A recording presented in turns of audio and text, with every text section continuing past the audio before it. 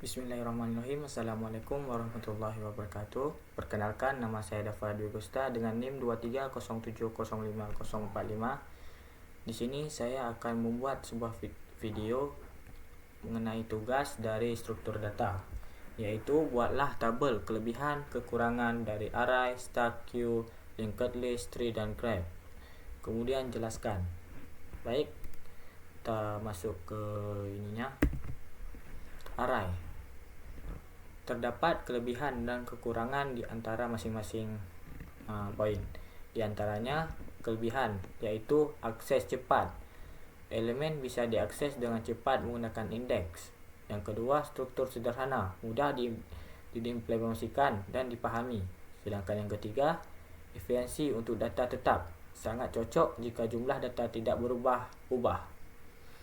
Dan kekurangannya ialah ukuran tetap, yaitu tidak bisa diperbesar atau diperkecil setelah dibuat. Yang kedua, penggunaan memori boros. Jika ukuran array besar tapi data sedikit, ada memori yang terbuang. Yang ketiga, sulit tambah atau hapus, menambah atau menghapus elemen butuh penggeseran data lainnya. Kita masuk ke stack. Kelebihannya diantaranya mengendalikan alur, yaitu cocok untuk undo, thread, dan prosesan rekursif. Yang kedua, implementasi yang mudah, yaitu struktur dan operasi sederhana. Yang ketiga ialah cepat untuk diakses terakhir, yaitu sukses elemen terakhir cepat. Dan kekurangannya, akses terbatas, hanya bisa diakses dari elemen teratas, tidak bisa langsung ke elemen di tengah. Yang kedua ialah kurang fleksibel, yang dimana tidak cocok jika data harus diakses secara acak. Yang ketiga, rentetan overload, yaitu jika batas stack melampaui, maka bisa menyebabkan stack overload. Nah, sekarang kita masuk ke queue, yaitu kelebihannya diantaranya memprosesan antrian. Sangat baik untuk antrian seperti antrian printer, antrian proses, dan lain-lain. Sedangkan yang kedua, struktur sederhana, mudah diimplementasikan dengan aturan FIFO. Dan yang ketiga, cepat untuk elemen pertama dan terakhir, akses pada elemen pertama dan terakhir cepat. Dan kekurangannya ialah akses terbatas, yang dimana tidak bisa langsung ke elemen di tengah, kurang efisien untuk data besar. Saat memori penuh, antrian perlu digeser ulang atau dialihkan. Dan sedangkan yang ketiga ialah penggunaan memori bisa boros. Pada implementasi tertentu, area memori tetap terpakai meski ada elemen yang dihapus. Nah, sekarang kita masuk ke linked list. Kelebihannya ialah fleksibel. Ukuran bisa bertambah atau berkurang sesuai kebutuhan.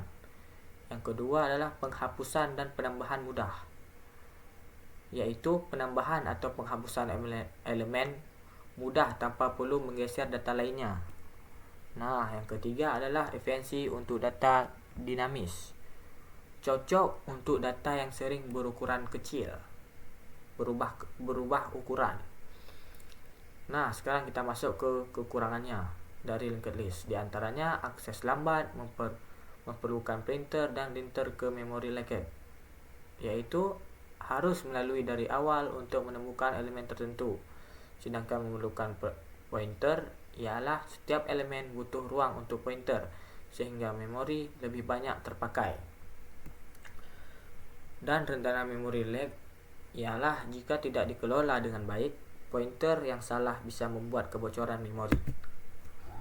Dan true dan tree, kelebihannya diantaranya struktur hierarkis, yaitu cocok untuk data yang memiliki hubungan berjenjang seperti struktur organisasi. Yang kedua adalah cepat dalam pencarian. Jika terstruktur baik, misalkan BST, pencarian bisa cepat atau lebih cepat dari biasanya. Sedangkan efisiensi untuk data bertingkat, yaitu cocok untuk data bertingkat seperti kategori produk. Sedangkan kekurangannya butuh perawatan, balancing. Jika tidak seimbang, performanya bisa turun drastis. sedangkan implementasi ke kompleks lebih sulit dibuat dan dikelola dibandingkan struktur sederhana seperti array. Dan yang ketiga adalah penggunaan memori lebih. Setiap node membutuhkan lebih banyak ruang untuk pointer anak dan induksnya. Kelebihannya iantaranya adalah merepresentasikan relasi kompleks, yaitu sangat baik untuk hubungan antara objek yang rumit seperti peta atau jejaring sosial. Yang kedua adalah fleksibel, dapat disesuaikan dengan berbagai jenis hubungan. Yang ketiga, digunakan di banyak bidang, sangat berguna dalam algoritma pencarian root, analisis jaringan, dan lain-lain. Kekurangannya ialah rumit dan berat, butuh banyak ruang memori dan waktu perprosesan, terutama pada graf yang besar. Yang kedua adalah butuh penanganan khusus. Algoritma yang digunakan lebih rumit, misalkan untuk traversal atau pencarian jalur terpendek. Pemeliharaan sulit, semakin besar dan kompleks graf, semakin sulit dalam pemeliharaan dan modifikasinya. Nah, sekarang kita masuk dalam penjelasan apa perbedaan array dan linked list dan buktikan dengan pemrograman Python. Nah, perbedaan array dan linked list. Di antaranya dalam Python, array diimplementasikan melalui modul array. Yang kedua, array hanya bisa menyimpulkan elemen dengan tipe data yang sama. Dan yang ketiga, array lebih efisiensi dalam penggunaan memori dibandingkan list jika hanya satu tipe data yang akan disimpan. Sedangkan list adalah tipe data bawaan Python yang dapat menyimpan elemen dengan tipe data yang berbeda dalam satu list. Yang kedua, list lebih fleksibel karena berisi elemen-elemen dengan tipe data berbeda. Sedangkan yang ketiga, list membutuhkan lebih banyak memori dibandingkan array untuk menyimpan data yang sama. Nah, kita menuju ke pemrograman Python-nya. Nah, ini adalah pemrograman Python-nya dari array. Di antaranya adalah import array dan import SES. Membuat array dan list dengan elemen yang sama. Array dengan variabel array yaitu 1, 2, 3, 4, dan 5. Sedangkan linked list 1, 2, 3, dan 4, 5. Dan menampilkan tipe data dari elemen. Print array sama dengan ARR.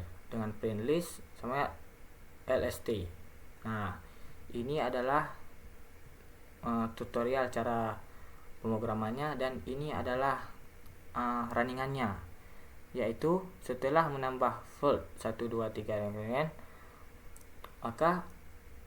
maka ukuran memori array 100 dan ukuran memori list adalah 104.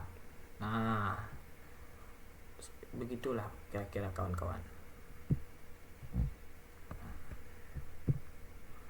Oke, maka kita akan lanjut ke array, termasuk dalam struktur data statistik, yang mana ukuran memori yang digunakan bersifat tetap walaupun array tidak terisi penuh. Buktikan kebenaran atau kesalahan statement tersebut menggunakan pemrograman Python dengan membuat operasi penambahan dan penghapusan elemen. Perhatikan hasil eksekusi dan berikan pendapat Anda. Maka kini kita akan menuju ke pemrogramannya. Nah, ini adalah dari codingan yang tersebut yang tadi. Di antara adalah membuat array integer dalam elemen awal, yaitu array sama dengan 1, 2, 3, 4, dan 5. Print array awal dan print jumlah elemen. Dan kemudian adalah print ukuran memori awal. Nah, dan menambah elemen ke array, di antaranya print array setelah menambah elemen, print jumlah elemen, dan print ukuran memori setelah penambahan, dan menghapus elemen dari array. Nah, dan ini adalah runningannya, yaitu array setelah penambahan elemen dari 1, 2, 3, 4, 6, jumlah elemen adalah 6, dan ukuran memori setelah penambahan yaitu 116. Nah, sedangkan array setelah penghapusan elemen dari 1, 2, 3, 4, 5, jumlah elemen ada 5. Ukuran memori setelah penghapusan adalah 116. Nah, baik kawan-kawan, sekian dari saya. Mohon maaf apabila ada kesalahan. Wabillahi taufiq wal hidayah. Assalamualaikum warahmatullahi wabarakatuh.